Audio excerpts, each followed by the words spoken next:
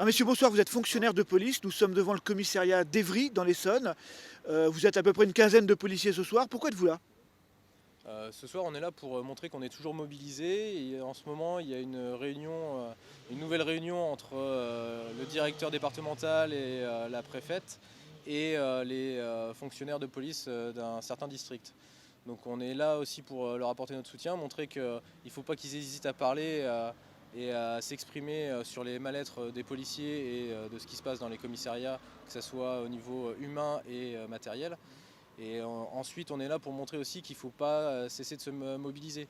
Donc que ce soit en service ou hors service, il y a toujours des collègues qui sont là et qui veulent que le mouvement continue malgré les propositions qui ont été faites par Monsieur le ministre.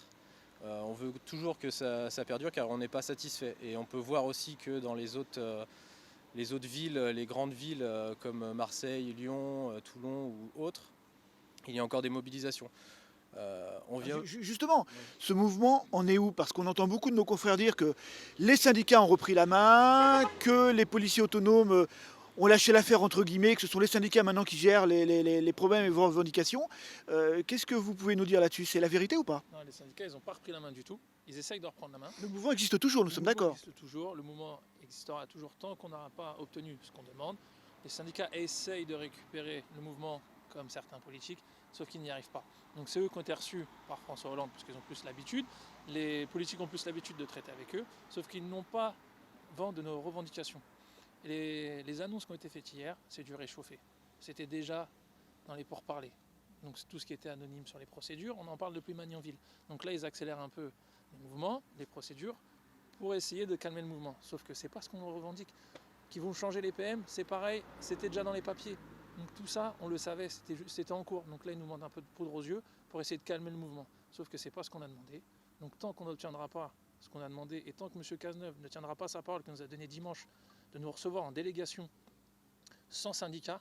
C'est la question que j'allais vous poser. Hier, les policiers présents devant l'Assemblée nationale nous disaient qu'ils espéraient être reçus par Bernard Cazeneuve. Ça n'a donc pas été le cas. C'est ce que vous allez nous dire. Toujours pas le cas. On l'a vu dimanche entre deux bureaux du commissariat de Créteil. Il nous a dit qu'il n'avait pas trop le temps de nous recevoir. Il nous a quand même accordé 10 minutes. Il nous a donné sa parole comme quoi qu'il allait nous recevoir en délégation, sans syndicat. Juste les collègues du mouvement. Donc nous, on a fait un appel à tous les mouvements, de nous donner leurs revendications. Et on attend que M. Cazeneuve tienne sa parole et qu'il nous donne ce fameux rendez-vous. Tant que ce fameux rendez-vous ne sera pas établi, le mouvement continuera. Tant que nos revendications ne seront pas entendues, on continuera. Est-ce qu'au final, les syndicats peuvent devenir un interlocuteur valable s'ils se positionnent sur vos revendications, ou pour vous sont-ils tout simplement discrédités après des années de non-respect de vos demandes, de non-respect de vos revendications variées au long des années? On entend beaucoup de policiers nous dire les syndicats ne nous représentent plus, les responsables syndicaux ne pensent qu'à leur promotion interne. Est-ce qu'ils sont totalement, à vos yeux, discrédités, les syndicats de police aujourd'hui? Oui, je pense que la plupart des collègues ont désavoué les syndicats et ne leur font plus confiance du tout.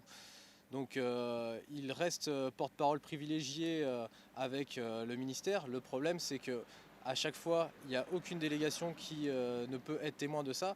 Et on a l'impression qu'en fait, ils restent avec le ministère entre eux pour justement s'accorder et essayer de nous satisfaire avec le plus bas, avec le minimum. Et malheureusement, il n'y a aucun de nous qui n'a pu vérifier si justement il n'y avait pas d'autres possibilités. Parce que nous, ce qu'on réclame, ce n'est pas non plus infaisable. Je pense qu'il devrait justement plus comment dire, il devrait plus nous écouter et voir toutes les revendications. Je pense que le mouvement, au départ, il part quand même d'un événement tragique. Et la première revendication quand même qui ressortait des collègues, c'était de penser d'abord à Vincent et Jenny. Et ça, j'ai l'impression que les syndicats l'ont oublié, car ils n'en ont même pas parlé dans les documents qu'ils ont publiés, alors que justement ça avait été signalé à tout le monde que c'était la première revendication. Donc là déjà les syndicats, on voit qu'ils essayent de s'accaparer les acquis, mais ils ne pensent même pas le côté humain qui fait qu'on est tous réunis aujourd'hui. C'est parce que c'est la famille police, on ne touche pas un policier, on est tous ensemble, c'est nos frères. Donc maintenant, à un moment donné, il faut d'abord penser aussi à l'humain. Donc maintenant, Je pense que ça serait bien tout d'abord que le ministère se penche sur le cas de nos collègues qui ont été blessés, les 4 collègues qui ont été blessés à Viry-Châtillon, et ensuite qu'ils mettent par écrit qu'il n'y aura aucune sanction, parce que là, ce qu'on peut voir en ce moment, c'est que le préfet de police de Paris a eu un discours auprès de certains collègues afin de rétablir la pression maintenant qu'il y a eu des propositions de fait, et cette pression, on peut la constater qu'elle est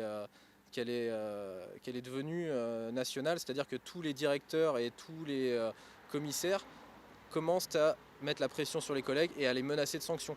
Comme Alors je vous ai de dit, quelle manière? Voilà, vous nous disiez tout à l'heure en off que ce soir, de nombreux policiers étaient interdits de manifester et qu'il y avait de nombreuses pressions qui étaient exercées. Donc, quelles sont-elles ce soir? Dans quel commissariat?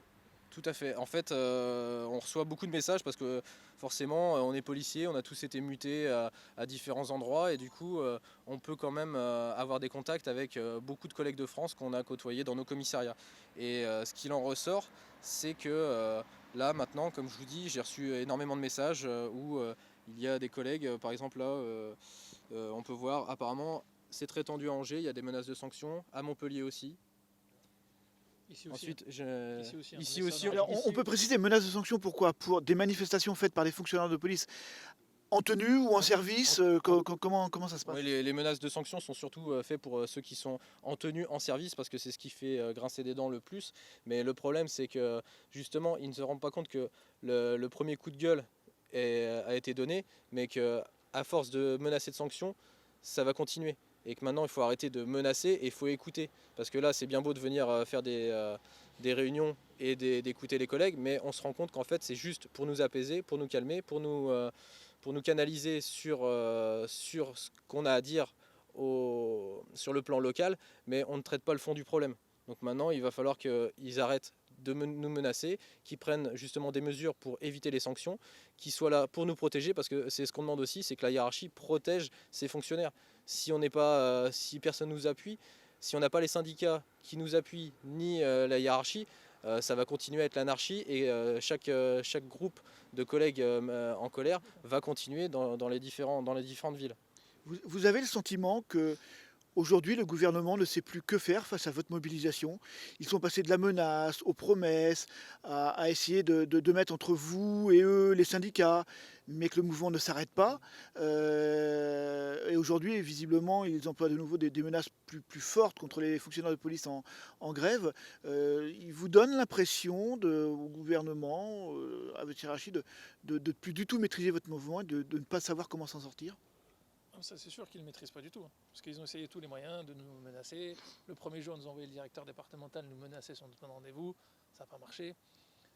Dans tous les sondages, on fait entre 80 et 91% d'opinion favorable à la population. Au niveau image police, on est à 84% d'opinion favorable d'avoir une belle image. Ils sont dépassés. Le problème, c'est qu'ils se sont dit sur plusieurs rassemblements, ça va peut-être déborder. Il n'y a eu aucun débordement. On est quand même des fonctionnaires de police, on sait ce qu'on représente. Donc on manifeste, certes, pacifiquement. Voilà, on n'est pas des délinquants, on est tous à visage découvert sur les manifestations, il n'y a pas de cagoule, il n'y a rien. Parce qu'on essaie de nous coller comme image de la cagoule, on essaie de nous coller une image du Front National. On est apolitique, on est asyndical. Alors ils essayent à chaque fois de nous monter, de nous discréditer aux yeux de la population. Mais ça ne marche pas. Les gens ont bien vu comment ça se passe, ont bien vu l'état de la police. C'est un ras-le-bol général. Et nous, tant qu'on ne sera pas écouté, et je redis, tant que M. Cazeneuve ne tiendra pas sa parole, de nous donner une date de rendez-vous, le mouvement n'est pas prêt de s'arrêter, il n'est pas prêt de faiblir. Et après ce rendez-vous, quelles sont les mesures très concrètes que vous attendez et qui vous feraient dire demain matin, j'arrête la grève, j'arrête de mobiliser? Qu'est-ce que très concrètement, pour sortir un petit peu du volet politique, vous attendez de la part des autorités? Déjà, nous, sur notre liste de revendications, la première chose, ce qu'on demande, c'est que les collègues blessés par rapport à l'attaque obtiennent une décoration, chose qui n'est pas faite encore, qui n'a pas été proposée, une prise de grade ou une mutation, ou voire les deux, si possible. On a entendu aussi une titularisation pour votre collègue ADS qui n'est pas titulaire. Pour le collègue titulaire. ADS, lui, on demande, si son état de santé et physique le permet, qu'il soit directement gardien de la paix. Si son état de physique et santé ne le permet pas, qu'il soit administratif, mais au même titre qu'un gardien de la paix, qu'on ne le laisse pas à la rue, parce que lui, il est contractuel. Donc savoir que les ADS chez Mais nous, cette revendication, elle a été demandée par les syndicats, alors par vous oui, parce que je l'ai entendu plusieurs fois en interviewant vos collègues, mais les syndicats ont porté cette revendication, et si oui, qu'a dit le ministre? Alors les syndicats, je ne sais pas s'ils ont porté cette revendication, mais en fait, il faut savoir qu'il y a des groupes d'un peu partout en France, donc c'est-à-dire qu'il y a des représentants qui ont travaillé sur le sujet et qui ont émis des revendications. Toutes ces revendications ont été transmises, et nous, particulièrement 91, touchés par cet événement, c'était évidemment la tête de liste de nos revendications. Après, il faut savoir que les revendications, on les a étudiées, on ne connaît pas tous les budgets et on n'a pas l'habitude de gérer tout ce qui est sur le plan financier, mais on n'a pas l'habitude non plus de gérer tout ce qui est négociation. Et moi, je pense qu'il y a quand même eu dans ce gouvernement des choses qui ont été utilisées comme le 49.3, et si il faut qu'on passe par là, nous on peut faire notre propre 49.3, c'est-à-dire que s'ils ne veulent pas écouter que ce soit toutes les revendications qui sont transmises, on peut faire exactement la même chose. Hein, le gouvernement, il n'a pas respecté le peuple, donc pourquoi nous on le respecterait alors qu'en fait il continue de nous prendre pour des ânes, à nous déclarer un budget de 250 millions d'euros alors qu'en fait il y avait d'abord 150 millions d'euros qui étaient sur le projet BAC de l'année 2016, et que les 100 millions d'euros qui ont été promis en plus de ces 150 Ouais, ce que millions. je vais vous dire, le Bernard Cazeneuve a débloqué une enveloppe de 100 millions d'euros, je crois, c'est ça, Donc en fait, en matériel, c'est pas suffisant pour vous? non, ce n'est pas suffisant, puisqu'en fait, je vais vous résumer, donc il a déclaré pour la presse publique 250 millions d'euros, mais en fait sur ces 250, ce que je disais, il y a 150 millions qui sont réservés au plan BAC de cette année, et les 100 millions, c'est en fait ceux qui entament le budget de l'année prochaine. Donc c'est-à-dire que lui, dans 6 mois, il sera parti, ça sera un autre gouvernement, et en attendant, les 100 millions, ils vont être amputés de l'année 2017, donc ça veut dire que dans tous les cas, il n'y a aucun supplément.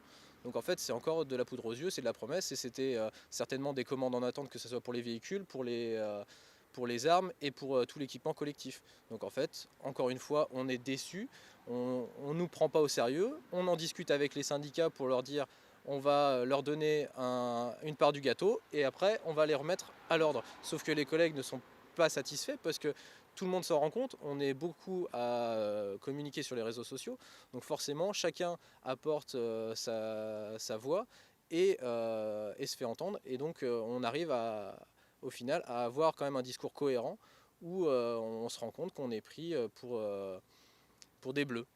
Est-ce que sur d'autres sujets comme les gardes statiques, les missions inutiles, beaucoup de vos collègues nous en ont parlé, est-ce qu'on a avancé sur ce dossier-là, ou est-ce que le dossier reste toujours bloqué? Beaucoup de vos collègues dénoncent le fait de faire ce qu'on appelle en langage police des plantes vertes totalement inutiles pour la société. Ça fait partie des revendications qui, à tout le moins, nous avons entendues, nous, ces jours derniers.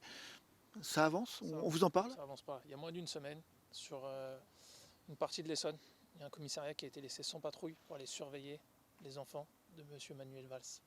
Oui, c'est une information qui est sortie hier. Oui. Ouais, non, mais c'est sûr, il y a une semaine. Savoir que le domicile de l'ex-Madame Valls est surveillé 24 heures sur 24, 7 jours sur 7. Et elle refuse de donner ses dates de congé pour qu'il y ait toujours des fonctionnaires devant pour éviter qu'elle se fasse cambrioler. Donc ça fait toujours déjà 2 effectifs en moins. Et 2 effectifs, vu les temps qui courent, c'est important. Donc ça n'a pas changé. Donc on nous promet, mais ça ne change pas. Nous sommes dans l'Essonne.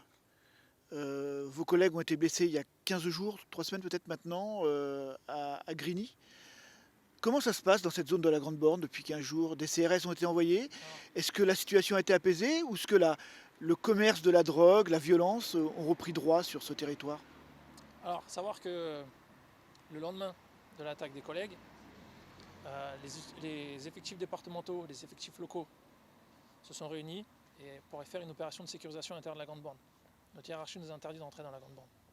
Pour quelle raison? Pas de vagues, il fallait rien faire, il faut les laisser faire. Alors oui, effectivement, aujourd'hui, on fait des sécurisations et des CRS. Qu'est-ce que vous voulez nous dire? C'est que l'État aurait peur d'un embrasement des banlieues? Oui, concrètement, ils ont peur d'un nouveau 2005. Vaut mieux un collègue blessé qu'une grenade jetée. Voilà, faut pas se mentir. Dès qu'il y a des collègues, c'est souvent qu'on se fait caillasser à la Grande Borne.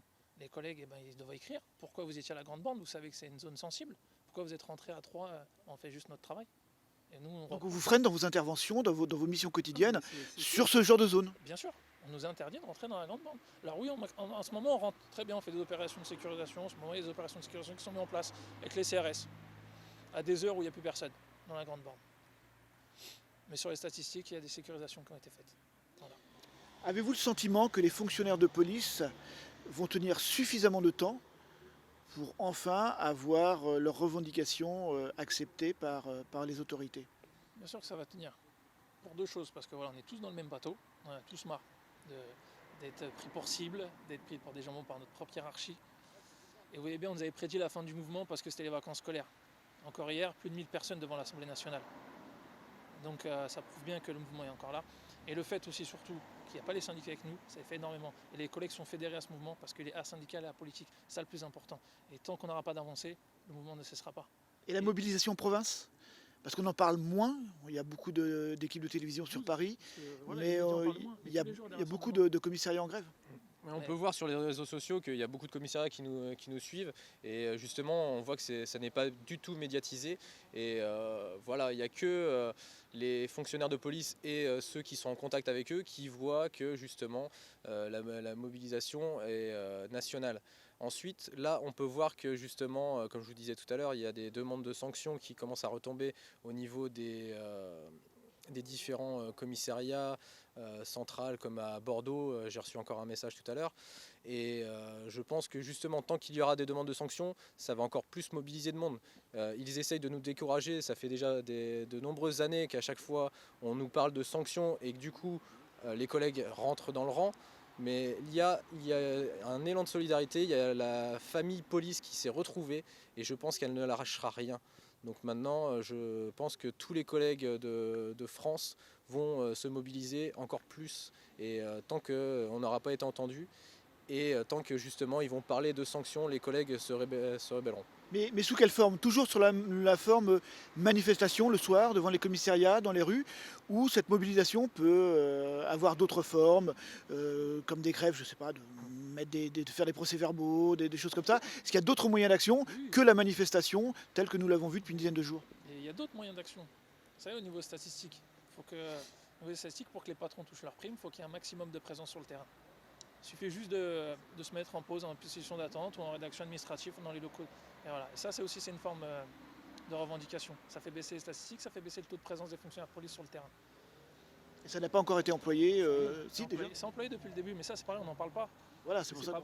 C'est pas bien d'en parler qu'il y a un taux de présence très faible des fonctionnaires de police sur le terrain. Mais si, depuis le début, c'est aussi dans le mouvement depuis le début. Aujourd'hui, on peut peut-être passer un message à la population. Les missions de sécurité, ce qu'on appelle les appels 17, sont toujours assurées normalement. Elles sont toujours assurées et sur chaque rassemblement qu'il y a eu, on laisse toujours une patrouille de police par commissariat pour que toutes les missions de police 17 soient effectuées dans les délais les plus rapides possibles. Mais dans certains quartiers, des fois, on ne peut pas y aller. On est obligé d'attendre un quart d'heure dans tout le département pour entrer dans certains quartiers. Et c'est pas nous, c'est la hiérarchie qui nous dit d'attendre. Donc nous, on le fait correctement. Tout ce qui est notre mouvement est fait correctement pour pas que la population en pâtisse au minimum.